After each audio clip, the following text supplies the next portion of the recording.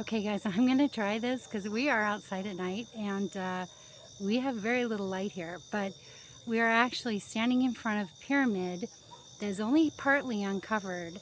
We are here completely by ourselves. We have the place to ourselves.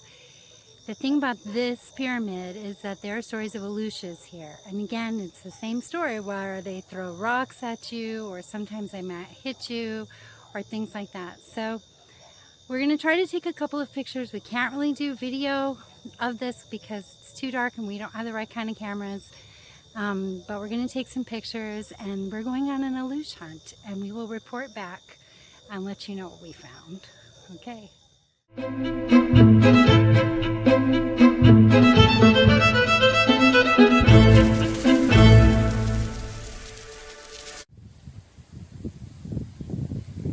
here we are in the daytime at this amazing Mayan pyramid, which actually the structure is quite large, here in Itzamal. And this structure, there's no one here. It only opened last year. There's no entry fee or anything like that.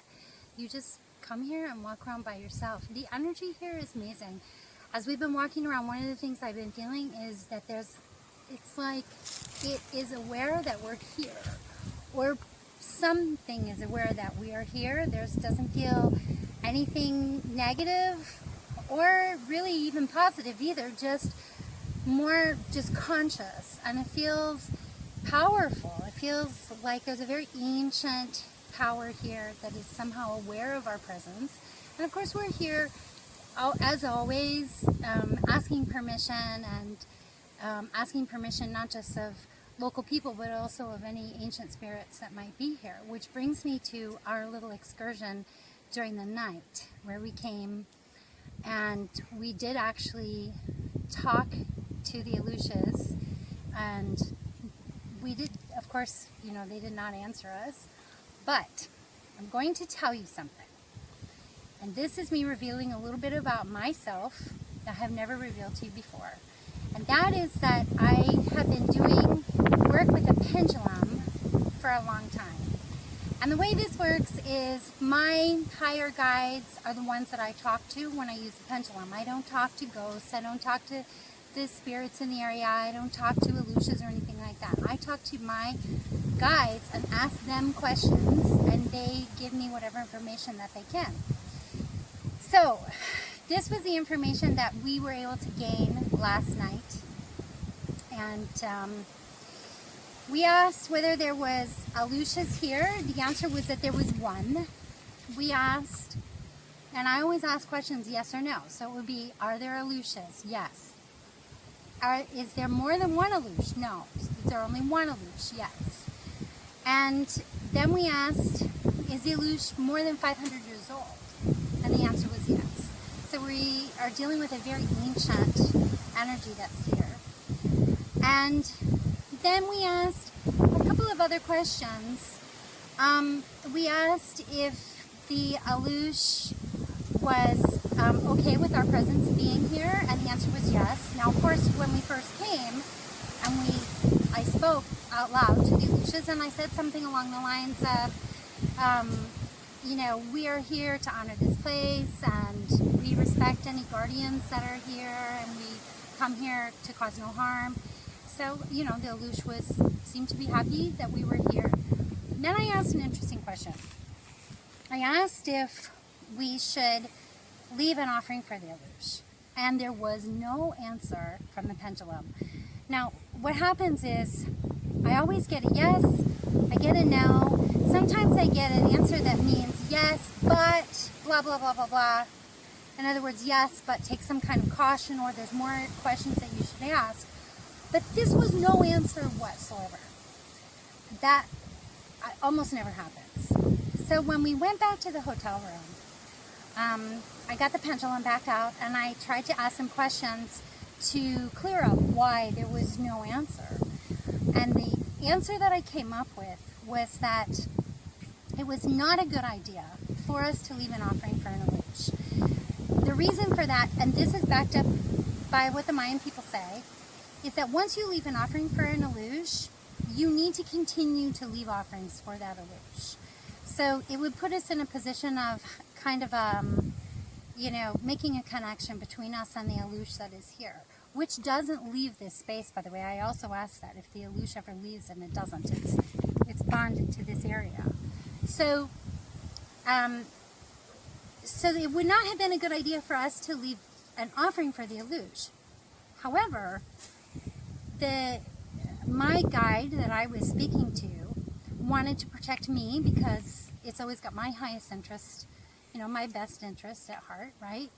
And the answer that it gave me when we were back at the hotel was that if it were to say, no, it's not a good idea, that answer would be heard by the alux, and the alux would not respond well to that.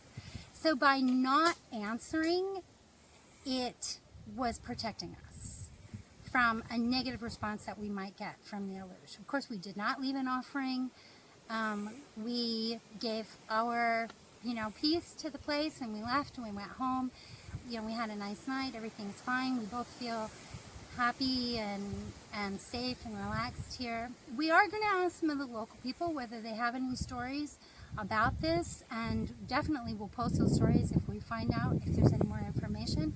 But for now, this is a really beautiful place, and I would definitely recommend, you know, learning a little bit more about this place and coming here. And we'll get back to you if we can find out anything else. So we found somebody who has been living here for 8 years, and he's got this little tiny store called Tienda Las Aluxes that is right next to the pyramid, and we're going to go in and hear what he has to say. He's got a great story to tell us. Buenas tardes, amigos de Facebook. Me llamo Mario Méndez, DJ Polvo. Estamos transmitiendo desde Itzamal.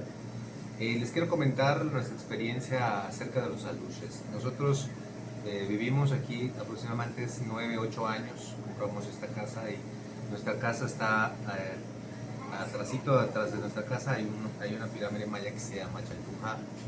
Entonces cuando nosotros venimos a vivir, a lo mejor por el abandono del hogar y cuando nosotros compramos, tuvimos la experiencia de tener la presencia de los aluxes.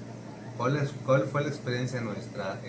Nos movían los trastes, de repente se escuchaba el ruido de los trastes y pues eso era muy raro para nosotros, pues no sabíamos realmente qué era. Empezamos a investigar y pues nos dimos cuenta que eran los aluxes.